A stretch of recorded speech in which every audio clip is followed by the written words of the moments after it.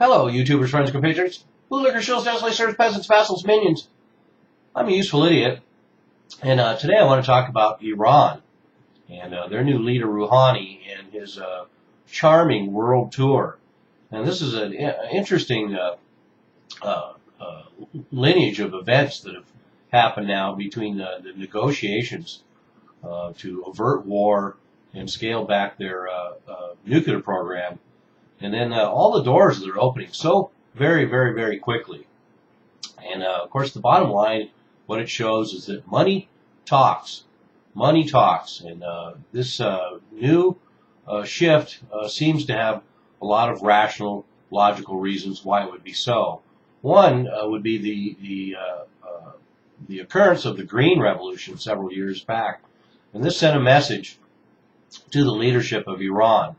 And that they do not want to suffer the consequences of many of their neighbors. And so I think it's wise for the regime, the handlers, controllers, the Khomeinis in Iran to make this move and shift away from Ahmadinejad.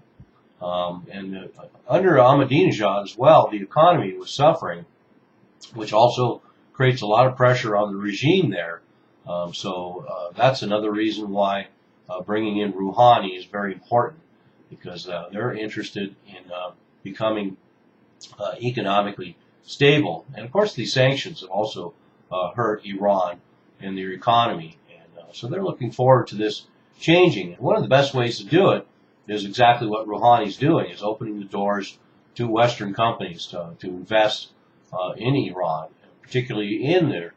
Interestingly enough, they'll probably end up investing in their nuclear energy program, but they're certainly going to go in there and work with the Iranian oil industry.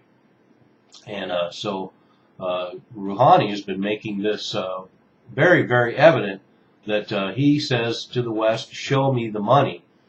First of all, we had the UN speeches back in September, and he made that very, very conciliatory, very much unlike his predecessor, Ahmadinejad. That's something I want to talk about too.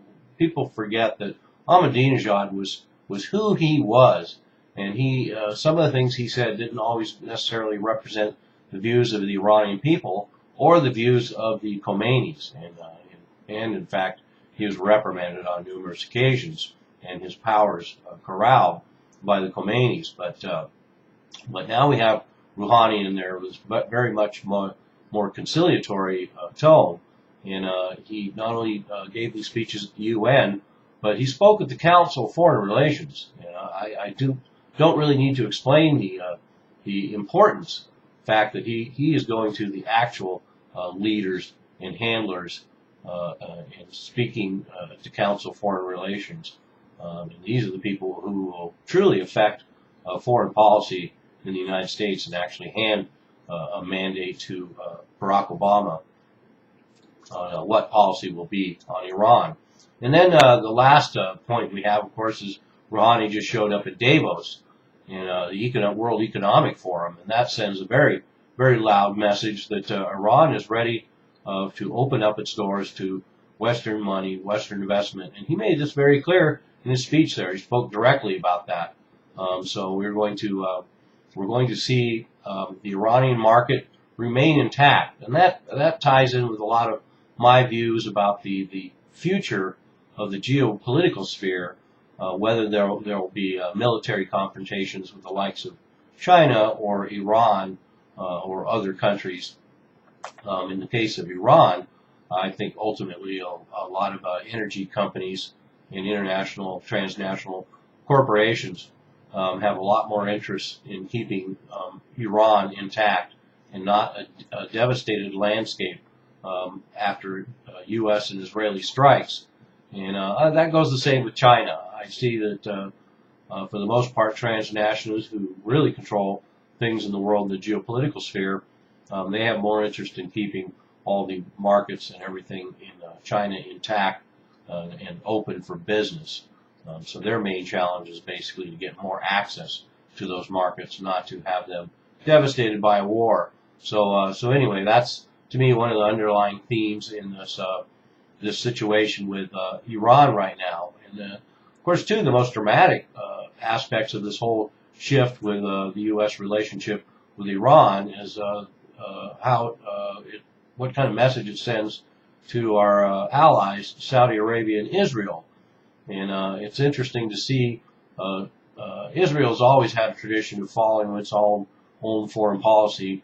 Now we have Saudi Arabia following its own foreign policy, and now the United States seems to be following more of its own interests and striking out against what the interests of Saudi Arabia and Israel are in this situation. So this is certainly one of the most dramatic aspects of this, and we're going to have to see what this relative estrangement between these three partners, how it plays out in the geopolitical sphere and the decisions that are made. Right now, it's quite interesting to have Barack Obama now moving to see normalized relations with Iran. Let's remember as well that one of the revelations was that the Obama administration had been talking and having discussions with Iran for the past year.